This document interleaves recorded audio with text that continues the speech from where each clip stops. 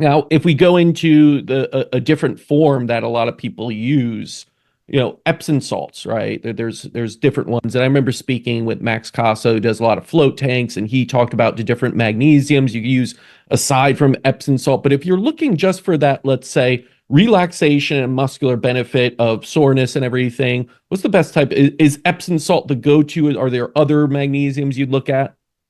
Yeah, no, the magnesium sulfate, which you're referring to as Epsom salts, is the most studied. Basically, you just dump those salts in a hot bath, and because there's local topical effects when you put either magnesium directly on the skin or you dissolve it in water. So it can help with the muscles, it can help with the basically the look of the skin, this, basically, how how firm your skin looks, etc. But it cannot boost magnesium levels in the body. So this is a common misconception.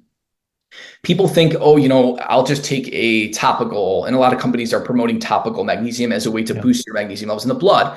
And unfortunately, we don't absorb minerals through the skin. If we did, every time we went into the ocean, we would die from salt overload, magnesium overload. It just doesn't happen that way. So you can get local muscular benefits from topical magnesium, but you will not boost your magnesium status by doing that.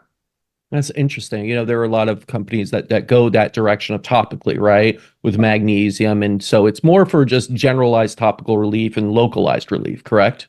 Exactly. Yeah. Yeah. Now, when we get into different forms, also, I know there's ionic forms of magnesium. Sometimes you take drops of it. It's very like a low form trace minerals. They do this with, I've seen. What are your thoughts on the ionic magnesium supplements? I've taken some of those, and for some reason, it just pulls the water right out of my intestine. Mm. Like, I instantly have a laxative effect from that type of magnesium, so I tend to avoid that. So it's like we had just talked about, kind of like test these things out and see what works for you. Now, if there was like a default form that you're just going to say, okay, like if you just want to raise your magnesium levels, you're not that defined in, let's say, athletic perform, anything else, would there be a form you'd recommend just to start with and try? Yeah, the two most common forms in the forms that I take is a combo blend of glycinate and malate. I think those two are very bioavailable. They don't really have a laxative effect. They're not going to give you crazy vivid dreams and nightmares typically. And you're going to avoid some of the side effects that you can see with some of the other ones. So those two I think are really good to start with.